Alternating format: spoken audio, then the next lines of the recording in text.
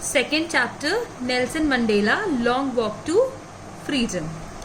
10th May dawned bright and clear. For the past few days I had been pleasantly beset by dignitaries and world leaders who were coming to pay their respects before the inauguration.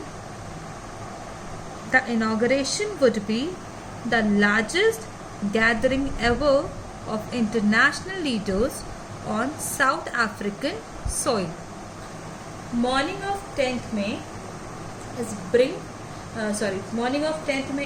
bright and clear. Since last few days, I was surrounded by dignitaries, dignified people, you could say, and world leaders who came to pay respect or attention before the inauguration ceremony. The inauguration would be the largest moment to collect all together ever of international leaders on South African soil. The ceremonies took place in the lovely sandstone amphitheatre formed by the Union Sandstone.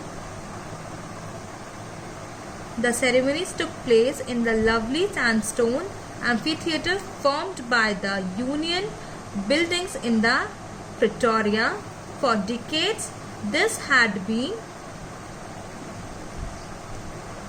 the seat of white supremacy, and now it was the site of a rainbow gathering of different colors and nations for the installation of South Africa's first democratic non-racial government.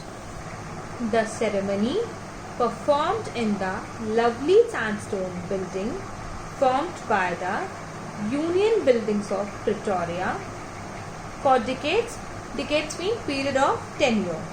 It was the seat of white supremacy, but now it is the place where people of different nation and different color gathered and form a rainbow site to set up South Africa's first democratic non-racial government.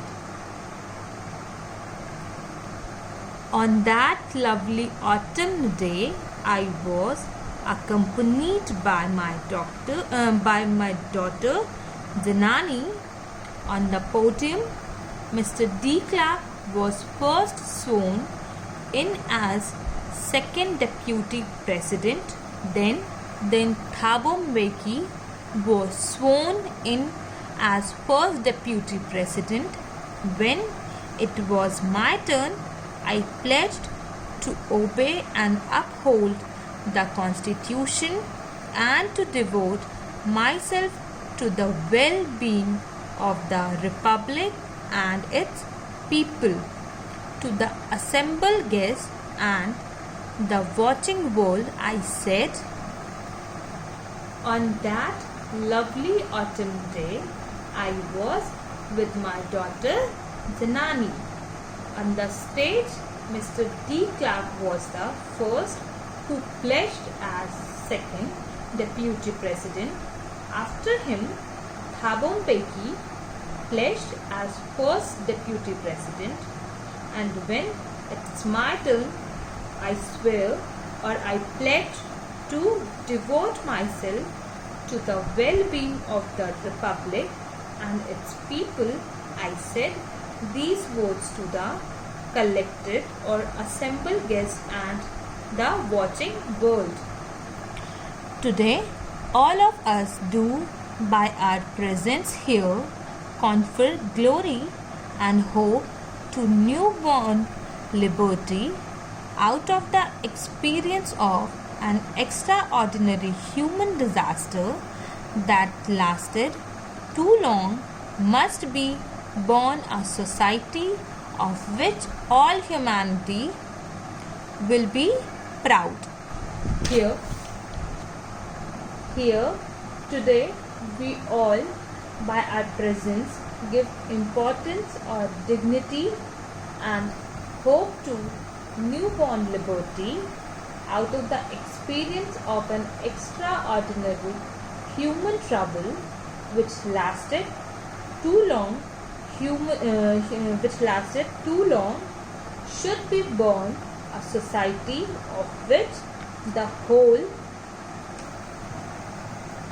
human trouble which lasted too long should be born a society of which the whole humanity feel proud. The whole humanity